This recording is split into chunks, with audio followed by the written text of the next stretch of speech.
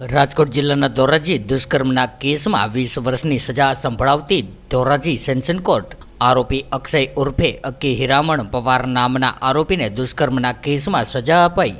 ભોગ બનનારા પિતાએ અક્ષય વિરુદ્ધ પોસ્કો અંતર્ગત ફરિયાદ નોંધાવી હતી, ત્યારે ભોગ બનનારને આરોપી મહારાષ્ટ્રમાં લઈ ગયેલ અને ત્યાં રોકાયેલ અને શરીર સંબંધ બાંધ્યો હતો, ત્યારે આરોપી ભોગ બનનારનો મામા પણ થાય છે।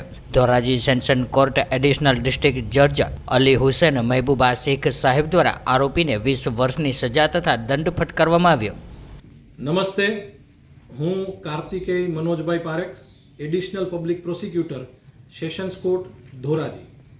આજરોજ ધોરાજીના મહેરબાન એડિશનલ ડિસ્ટ્રિક્ટ એન્ડ સેશન્સ જજ શ્રી અલી હુસૈન મોહિબુલ્લા શેખ સાહેબે આરોપી અક્ષય ઉર્ફે અક્કી હીરામન પવાર રહેવાસી ઔરંગાબાદવાળાને દુષ્કર્મના કેસમાં 20 વર્ષની સજા અને દંડ ફટકારેલ છે। બનાવની વિગત એવી છે કે ભોગ બનનારના પિતાએ ધોરાજી તાલુકાના ગામમાં ક્યાંય મજૂરીએ આવેલા હતા અને તેમણે ફરિયાદ આપેલી હતી કે તેની ભોગ બનનાર દીકરીને આરોપી અક્ષય, આમ જોઈએ તો ભોગ બનનારના મામા પણ થતા હતા, ભગાડીને લઈ ગયા છે। તત્કાલીન પીએસઆઈ કે એમ ચાવડાએ ગુનો નોંધી અને પ્રાથમિક તપાસ કરેલી હતી। ત્યારબાદ ધોરાજી સીપીઆઈ શ્રી એમ હેરમાએ આ ગુનાની તપાસ કરી અને ચાર્જશીટ કરેલું હતું।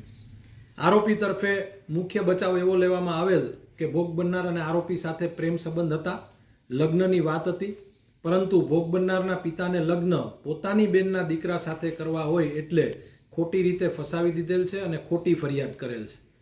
આ તમામ સંજોગોને ધ્યાને લીધા બાદ ભોગ બનનારની જુબાની પણ થયેલી અને આરોપી તથા ભોગ બનનાર પક્ષ હાઈકોર્ટમાં ફરિયાદ રદ કરાવવા માટે પણ ગયેલા હતા, પરંતુ હાઈકોર્ટમાંથી મુદત હરોળ હુકમ મળેલ નહીં। આ કામે સરકાર પક્ષે દલીલ કરવામાં આવેલ કે ભોગ બનનારની ઉંમર 18 વર્ષથી નાની છે, તેમની સહમતિની કોઈ કાયદાકીય કે પુરાવાકીય કિંમત પણ ન ગણી શકાય અને આ તમામ સંજોગોને ધ્યાને લઈ અને ધોરાજીના મહેરબાન એડિશનલ ડિસ્ટ્રિક્ટ એન્ડ સેશન્સ જજ શ્રી અલી હુસૈન મોહિબુલ્લા શેખ સાહેબે આરોપીને તકસીરવાન ઠરાવી અને 20 વર્ષની સજા તથા દંડ ફટકારેલ। तो व्हाट्सएप, ट्विटर, फेसबुक, इंस्टा जहाँ भी आपका अकाउंट है, इसे शेयर बटन के द्वारा वहाँ पर शेयर करें।